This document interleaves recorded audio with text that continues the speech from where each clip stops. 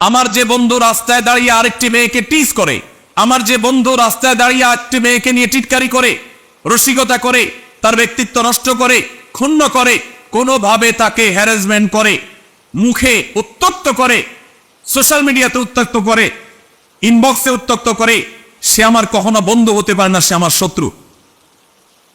এই বন্ধুকে যদি আপনি বন্ধু হিসেবে গ্রহণ করেন, মনে রাখবেন কোরআনে কারিমে আল্লাহ তাআলা বলেছেন কিয়ামতের ময়দানে মানুষ হাত কামড়াবে, ইয়াউমা ইয়াউযুয যালিমু আলা ইয়াদাইহি, দুই হাত কামড়াবে মানুষ আফসোস এবং আক্ষেপে, এবং বলবে, মানুষ কেঁদে কেঁদে আফসোস করে দুই হাত কামড়াতে কামড়াতে বলবে যে লাইতানি ইত্তাখাযতু মা'আর রাসূলি সাবিলা, আক্ষেপ, যদি আমি রাসূলের কথা শুনতাম, আমি যদি রাসূলের পথ গ্রহণ করতাম, আমি যদি অমুক বন্ধুর বন্ধুতা, তার সঙ্গ, তার সংস্রব এটা যদি আমি গ্রহণ না করতাম, অবলম্বন না করতাম, তাহলে আমি আজ এই বিপদগামিতার পথে, এই ধ্বংসের পথে, এই জাহান্নামের পথে আমাকে আসতে হতো না।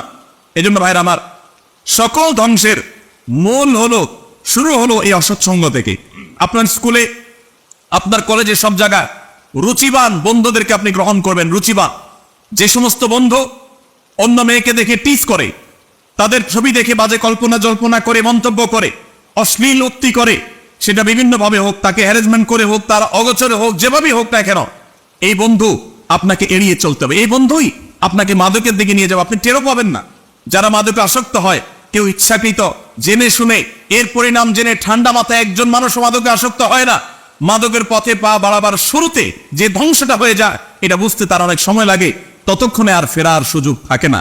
এজন্য আমরা অসৎ সঙ্গী ত্যাগ করবো তো ইনশাআল্লাহ। কোন বেনামাজি আমার বন্ধু হতে পারে না, কোন মেয়েদের টিজকারী উত্ত্যক্তকারী আমার বন্ধু হতে, এরকম বন্ধু দেখলে ওরকম বন্ধু থেকে আমি বেরিয়ে আসব, আমি সৎসঙ্গ অবলম্বন করব। তাহলে দেখবেন আপনার সামনে সোনালী ভবিষ্যৎ অপেক্ষা করবে, আপনি সুন্দর জীবন গড়তে পারবেন। ভাইরা আমার, মাদকের মতো এরকম বিষয় যেটা নিয়ে আমাদের ঘন্টা ঘন্টা কথা বলা দরকার, কিন্তু আমাদের হাতে সময় নেই। মাদকের পাশাপাশি আরেকটি মাদকতার কথা বলতে চাই। আমি কয়েকটি মাদকের কথা বলতে পারি, যে কয়েকটি মাদক আমাদের যুব সমাজকে ধ্বংস করে দিচ্ছে। এর মধ্যে একটা হলো মাদক দ্রব্য, যেটা বিভিন্নভাবে আমাদের শরীরে অনেকে গ্রহণ করে থাকেন। আর দ্বিতীয় মাদক হলো মোবাইলের মাদক, স্মার্টফোনের মাদক। আমাদের তরুণদেরকে ধ্বংস করছে এই মাদক। আমি প্রায় বলার চেষ্টা করি, দেখুন, দুনিয়াতে এই মোবাইলের ভার বহন করা যত সহজ, কিয়ামতের ময়দানে এর দায়ভার বহন করা এত সহজ হবে না। এই মোবাইল থেকে আপনি যত অপকর্ম করতে পারেন, আজকের পৃথিবীতে অন্য কোনো ডিভাইস থেকে এত বেশি অপকর্ম করা সম্ভব নয়।